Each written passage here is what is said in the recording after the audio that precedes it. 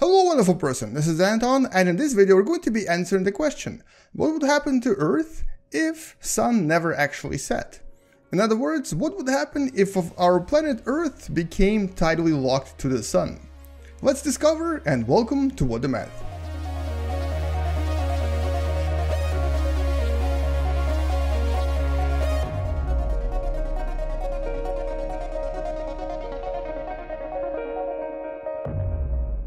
Now imagine a world where the sun never sets. I guess in a sense it does happen on Earth in regions like Antarctica and the Arctic, where you get the 24-hour sun or 24-hour day, but that's not really what we're talking about.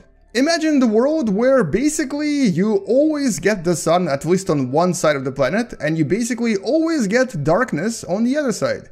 In other words, a planet that's completely tidally locked, just like one of the TRAPPIST planets right here. Now, this will eventually happen to our planet Earth, most likely in a few billion years when the sun actually gets really big and expands to the point where it engulfs Venus. At that point, the tidal effects from our sun will most likely cause Earth to become tidally locked to the sun, and thus a single side will always be facing the sun and a separate side will always be facing the darkness. Now, we're going to test this today using the Universe Sandbox. But before we do this, let's take a look at Earth as it is right now, basically enjoying sun from all of the sides as it spins around. And a single rotation here, as you can probably imagine, takes 24 hours. So, without further ado, let's actually go into the motion here and then click the tidally lock button. This will actually automatically make Earth tidally locked to the sun.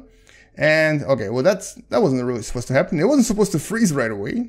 But as we start running the simulation, you'll notice that the side that's exposed to the sun, and in this case it's actually North and South America, will now completely lose any vegetation. And that's because for the most part, you basically get this 24-hour sun that kind of scorches everything and turns everything into a desert. Now, this will not actually evaporate all of the water because the atmosphere is thick enough on Earth to actually sort of disperse most of the heat around the planet. So on this side, the temperatures will be pretty hot, maybe in about 50 degrees Celsius, but not hot to the point where water will boil. On the other side of the planet, the temperatures will be pretty cold, but once again, not cold enough to actually kill everything. So the planet itself will still be livable. You can still actually survive here, but as you'll see in a few minutes, things will actually start changing pretty quickly. First of all, the dark side, because now it actually doesn't receive any light whatsoever, within the next few weeks will most likely start freezing. And it doesn't really happen just yet because you can see there's quite a lot of lights out there, but it will start occurring relatively soon.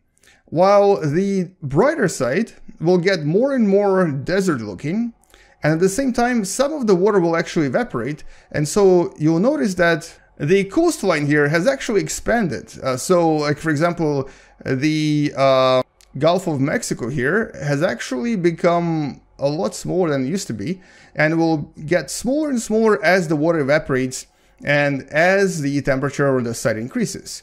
You can also see how the actual size of Mexico has increased dramatically, and all of these coasts will most likely increase in size because basically on this side of the planet the water levels will drop, but all of this water will then evaporate and start depositing on the other side as essentially ice.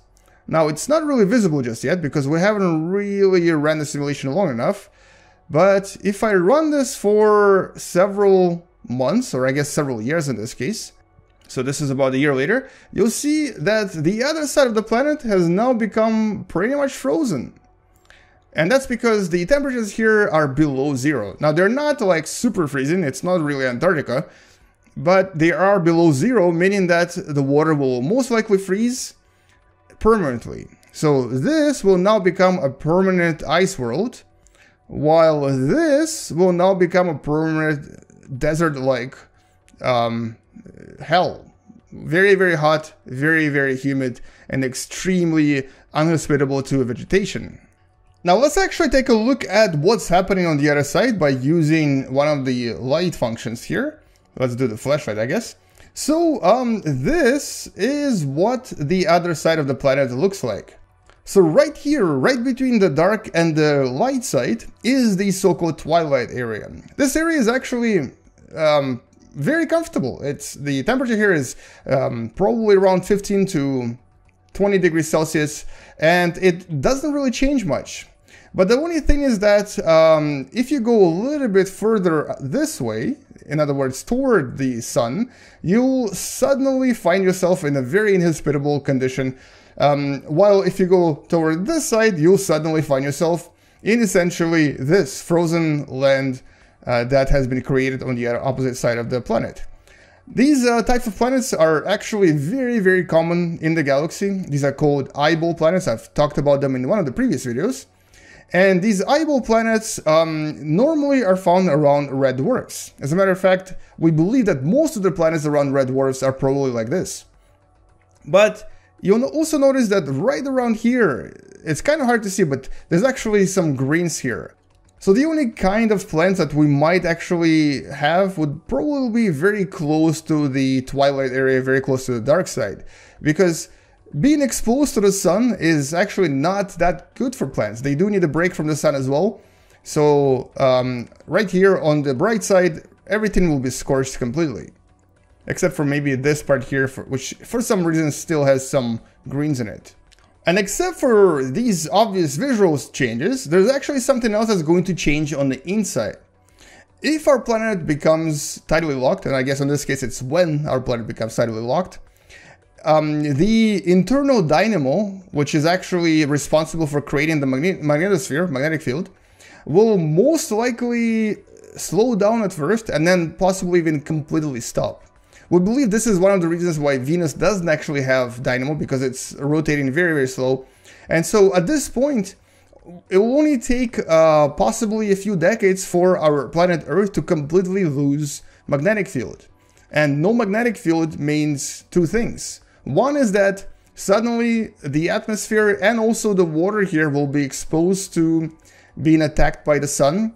So Earth will most likely start losing water really, really quickly, as it's essentially breaking down into hydrogen and oxygen, which then escapes into the outer space.